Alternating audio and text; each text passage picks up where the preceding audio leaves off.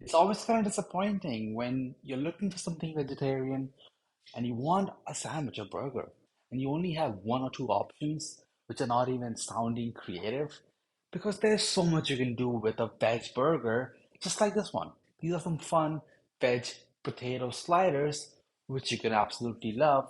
So maybe add this to your arsenal because potatoes, according to you all, are going to be great for a slider. So grab a bowl and then add in some boiled and peeled potatoes. I steamed mine in the Instant Pot. I'll link that down below. Then add in some green peas and some finely diced carrots and then start seasoning with some salt, with some red chili powder, some ground coriander, and then some turmeric.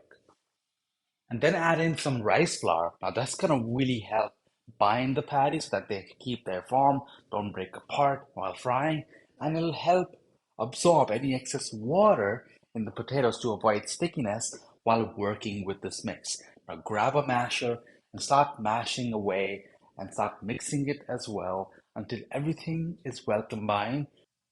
And then you want to make sure that you just set the potatoes aside until they've cooled down to room temperature. Because it's going to be hard for you to keep that shape or even shape in the first place when it's warm because it's going to be way softer and hard to work with.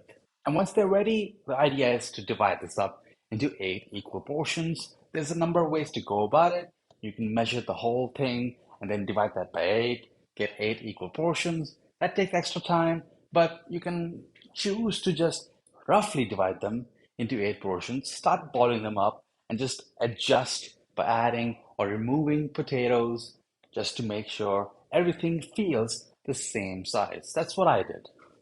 Now for the breading, I have an egg, some panko breadcrumbs, and then some flour. I'm gonna season the breadcrumbs with some freshly chopped cilantro. You'll add a pop on the breading and add just a nice fresh burst of flavor when you break into that patty. Whip up that egg until the whites are combined with the yolk, and then season the flour with some salt and pepper. Just give that a quick mix, and then now let's start breading our patties. So grab one of the portions. If you want, you can grease up your hands a little bit, and then just form it into a nice, tightly packed patty. Then you're gonna dip that in the flour, make sure it's coated on each side, and get any excess off. Add it to the egg, cover it on each side, any excess off. You get the idea, and then you put it into the panko and then just cover it all over. And because it's panko, it's kind of bigger than regular breadcrumbs. You want to kind of press it down so it kind of goes into the patty so that it doesn't just come off when you are frying it.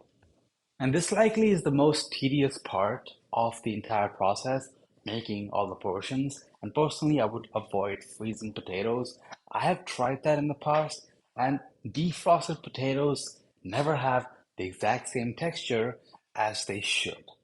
Now, here are some buns. I'm using this for my sliders. These are brioche buns. I'm just gonna cut them in half, then just lightly toast them, just plain, but you can add butter or oil if you want. I'm gonna toast them plain until they're nice and warm.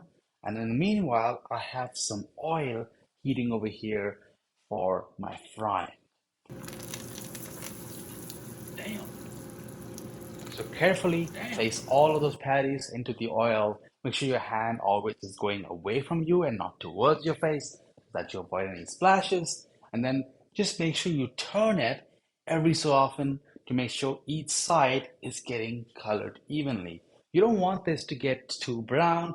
Breadcrumbs, just like bread, gets kind of bitter when it's too toasty. This for me right here is the perfect consistency that you want to look for.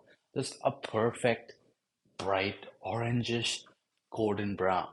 And at this point, you can take all this out, get any excess oil into a paper towel or a newspaper, and you can easily keep them warm in the oven or in an air fryer. You can just reheat it, but just don't microwave it. It's gonna make the breadcrumbs soggy. And now let's start assembling.